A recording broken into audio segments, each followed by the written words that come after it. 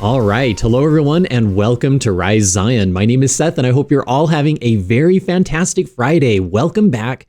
We did it, you guys. We made it to the weekend, and I'm so excited that you're here with us today because we have some major breaking news to share with you.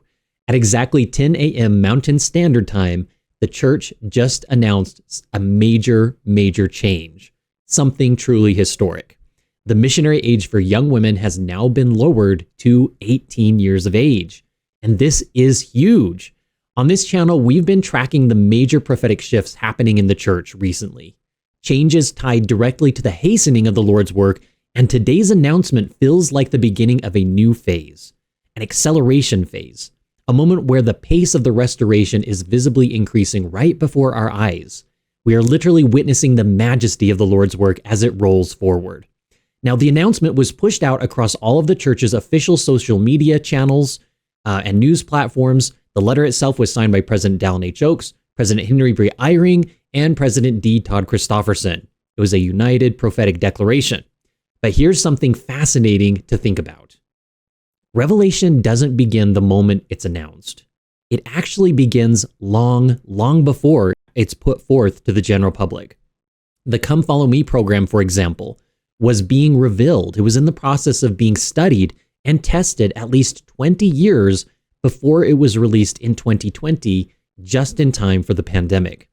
And if we look closely, it seems likely that the spiritual groundwork for this age change was laid during President Russell M. Nelson's ministry as prophet. The Lord's work does not pause when a prophet passes away. It moves forward without interruption, and one of its greatest themes is preparing for the second coming of Jesus Christ through the gathering of scattered Israel in this great ongoing hastening. We're living in it right now, you guys. We're living in the moment where we're seeing this great influx of membership as well. And a part of all of this hastening is the missionary work. Is it possible that President Nelson foresaw this change long before it was ever announced publicly? He spent years empowering the women of the church, urging them to understand priesthood power, urging them to rise in spiritual authority. And now, after his passing, this revelation emerges. It almost feels like President Nelson was paving the road for a prophetic announcement he knew he wouldn't live to give. That raises a very interesting and provocative question. How many other revelations are already in motion beneath the surface that we don't know about? And honestly, this truly reminds me of something Brother Brad Wilcox hinted at very recently, and we covered this on the channel in his leaked audio tapes. After he was released from his calling, mind you, and after he mentioned that this was a part of an informal training session, he said that more changes might be coming for young women, especially regarding ministering and earlier preparation for future missionary service and teaching. We already know that young women can begin ministering at age 14. That's not something that has changed. But what he seemed to be suggesting sounded like expanded opportunities for hands-on training, something that now makes even more sense in light of this new age adjustment. It feels like the pieces are all coming together, it feels intentional, and it feels very prophetic. So let's dive into this incredible new announcement together and explore what it means for the future of missionary work and for the rising generation of young women in the kingdom of God. The article that we're going to be reading today is entitled Church Lowers Missionary Age for Women to 18, released by Church News on November 21st, written by Ryan Jensen. It says, effective immediately, young women may begin to serve full-time missions at the same age as young men. Okay, so this is really, just at the very beginning here, it's very peculiar that we're seeing this announced, not in a general conference, but just in the middle of the, right a few months afterwards. Okay, and it seems to me that maybe President Nelson got confirmation, again, that this might have been prophecy that was in the woodworks for some time, and then President Oaks may have just received confirmation from the Lord that he could go ahead and implement this, and that's why it wasn't announced in general conference. But we continue here. Young women who want to serve as missionaries for the Church of Jesus Christ of Latter-day Saints can now serve at age 18. The church announced on Friday, November 21st. According to the statement, the First Presidency is pleased to announce that effective immediately, young women who choose to serve a full-time mission may begin their service at age 18 following graduation from high school or its equivalent. While the Lord asks every worthy, able young man as a part of his priesthood responsibility to prepare for and serve a mission, we reiterate that missionary service remains an optional opportunity for young women. We recognize that for those young women who desire to serve a full-time mission, the choice of age to begin service will not be the same for everyone. We extend our love to the youth of the church and commend them for their faithfulness. And that is the end of the official message from the First Presidency. But we continue reading in the article here. The announcement comes 13 years after the last age change for eligible missionary service was made in General Conference in October 6th of 2012. Prior to that time, male missionaries could begin serving at age 19, and female missionaries could begin their missionary service at age 21. That age change, announced by the late President Thomas S. Monson, moved the ages to 18 and 19 for young men and young women, respectively. Okay, so pause here just for a moment. I absolutely love this. I remember when President Monson made that announcement and just how excited everybody was at the time. And it's very interesting to me that we sometimes seem to forget just how monumental many of the things were that President Monson started during his ministry, which President Nelson then continued into his.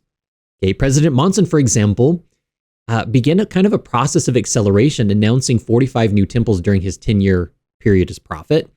President Nelson continued that by announcing 200 new temples in the acceleration of the Lord's work. And if I'm correct, this missionary change was likely started by President Nelson and finished with President Oaks. But you can see how it kind of, the inspiration for this adjustment started with President Monson. So we can see this sort of smooth, continuous transition from Monson to Nelson and then to Oaks.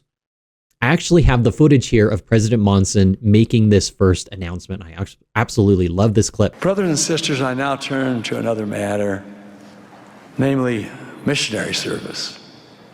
For some time, the First Presidency of the Quorum of the 12 Apostles have allowed young men from certain countries to serve at the age of 18 when they're worthy, able, have graduated from high school, and expressed a sincere desire to serve. This has been a country-specific policy and has allowed thousands of young men to serve honorable missions and also fulfill required military obligations and educational opportunities. Our experience with these 18-year-old missionaries has been positive. The mission presidents report that they are obedient, faithful, mature, and serve just as competently as do the older missionaries who serve in the same missions. Their faithfulness, obedience, and maturity have caused us to desire the same option of earlier missionary call for all young men, regardless of the country from which they come.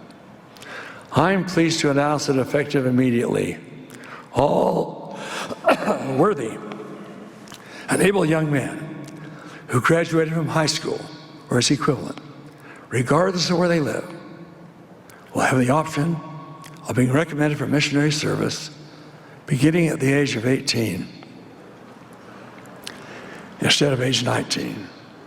I'm not suggesting that all young men will or should serve at this earlier age. Rather, based on individual circumstances, as well as upon a determination by priesthood leaders, this option is now available. As we prayerfully pondered the age at which young men may begin their missionary service, we've also given consideration to the age at which a young woman might serve. Today, I'm pleased to announce that able, worthy young women who have the desire to serve may be recommended for missionary service beginning at age 19 instead of age 21.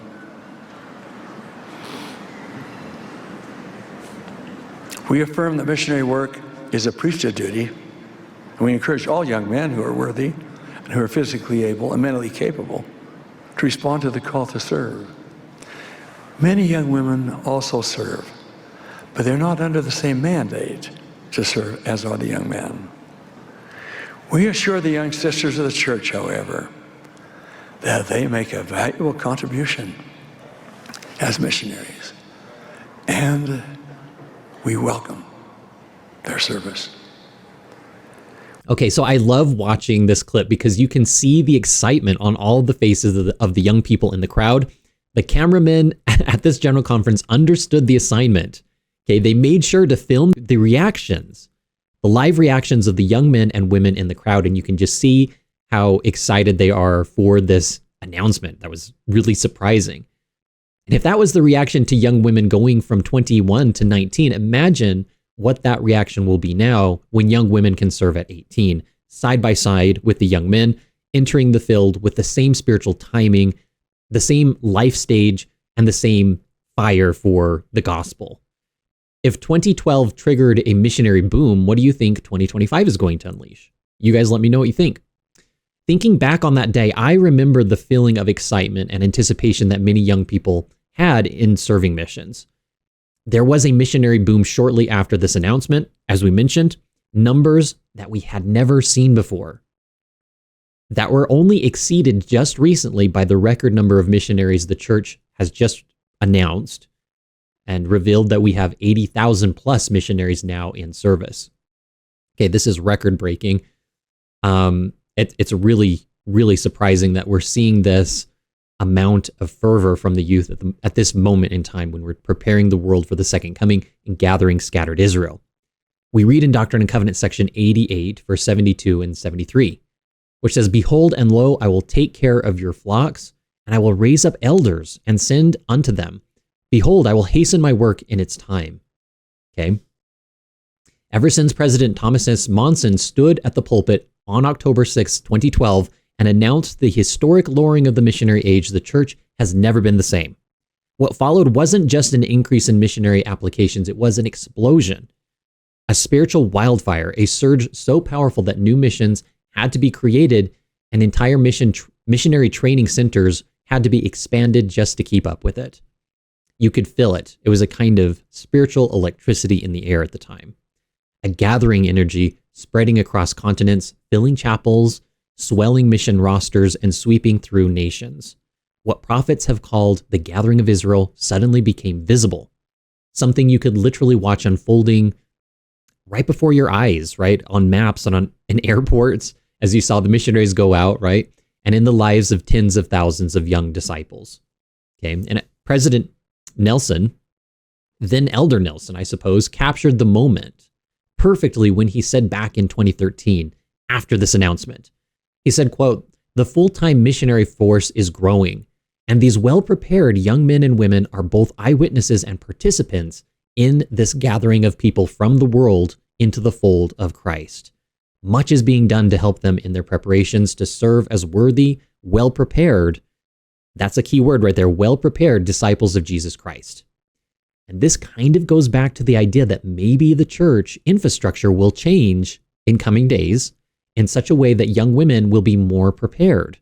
Going back to Brad Wilcox's kind of mysterious comments that he made. If there is a same kind of pattern that we saw before, then the infrastructure of the church will change to help accommodate an extra number of missionaries going out into the field. But maybe it will be more centered in the ward and stake, okay?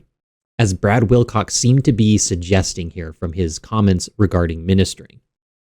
In any case, this isn't just growth, it's a prophecy being fulfilled in preparation for the second coming. It's the rise of a generation who are not only watching the gathering happening, they're actually helping to lead it. It reminds me a lot of President Nelson's talk, Hope of Israel, where he invited the youth to become a part of the greatest work in the world, happening in the world right now, is the phrase that he used. And he invited all of the youth to join the youth battalion of the Lord, which was such a very fascinating term used because it has to do with the redemption of Israel. Now we continue reading our most recent church news report about this change. We continue.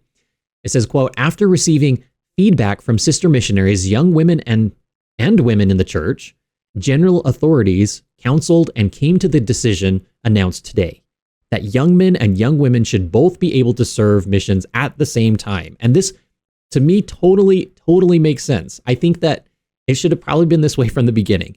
I think that in the past, the thought had been that women should be encouraged to stay home, obtain an education, and prepare for temple marriage, right? And I don't really see,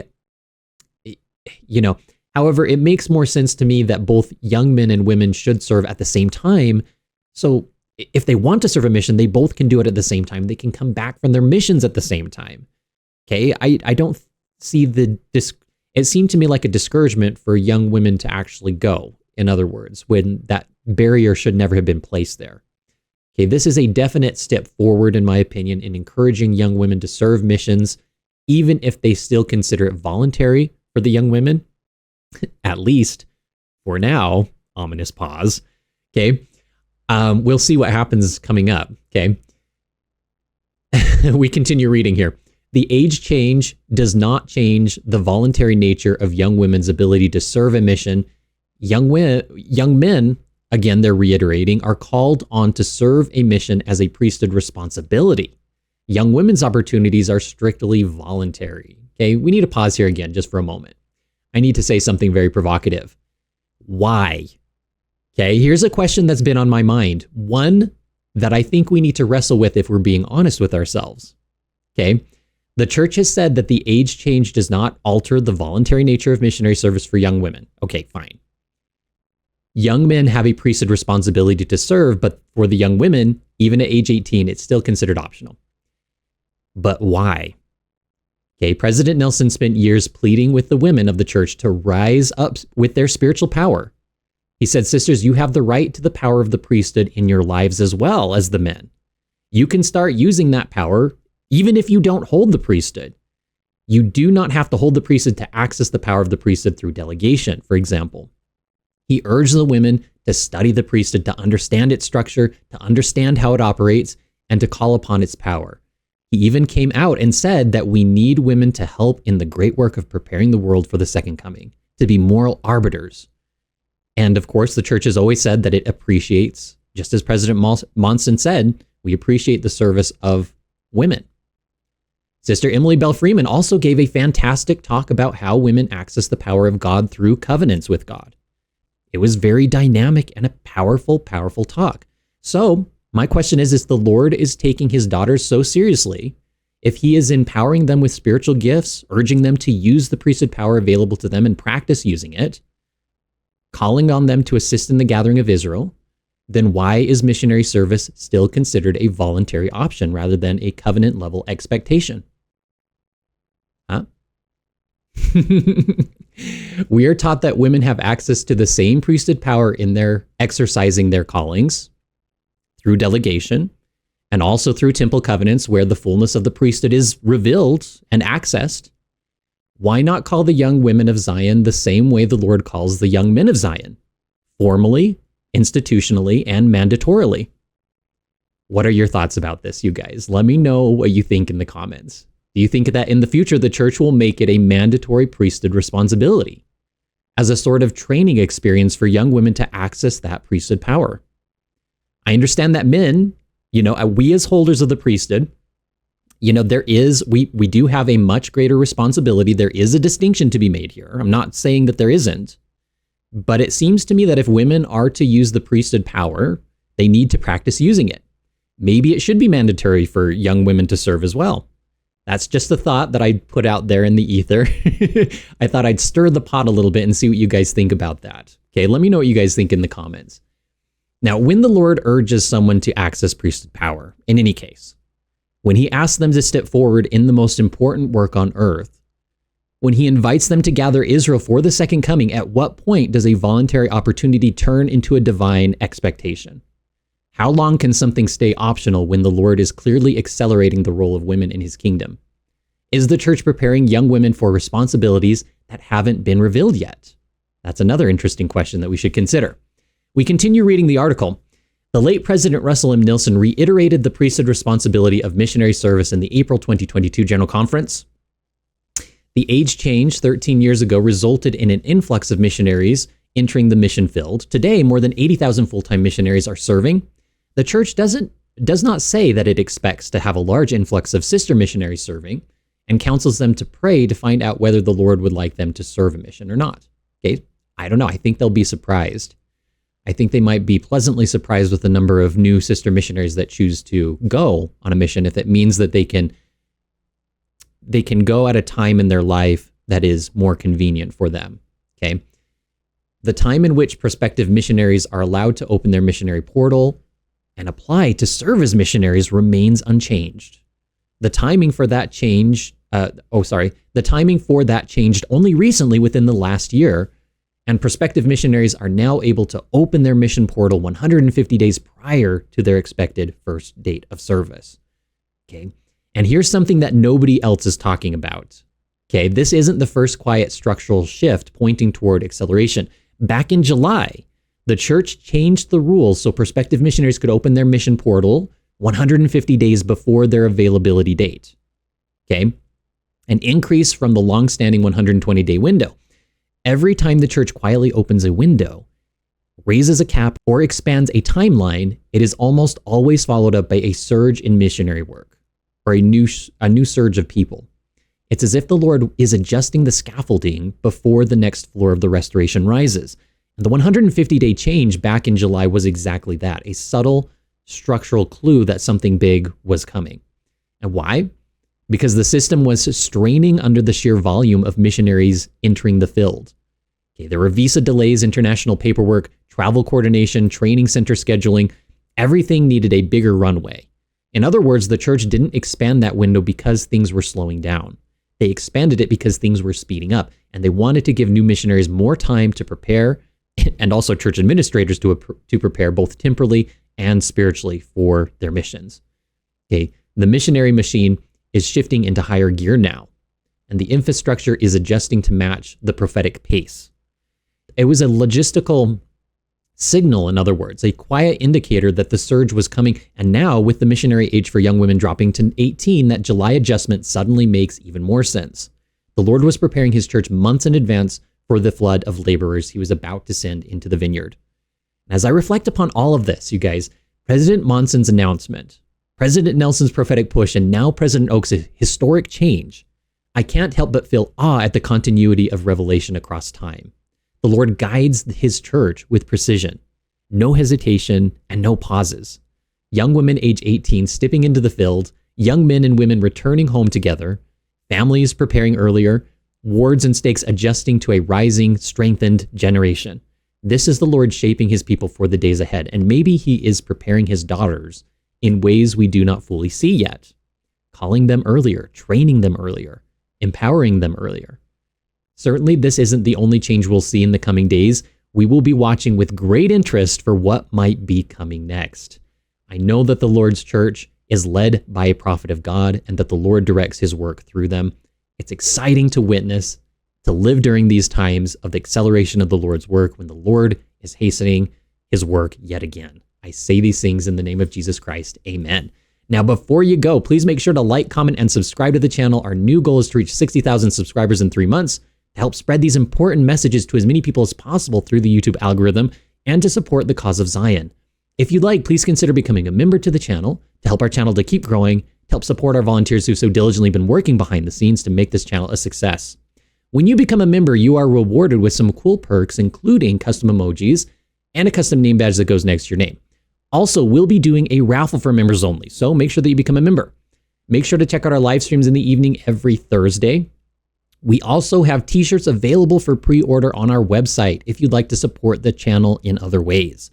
Check out our products at risezion.org. That's risezion.org. Thank you guys so much for watching, and until next time, bye.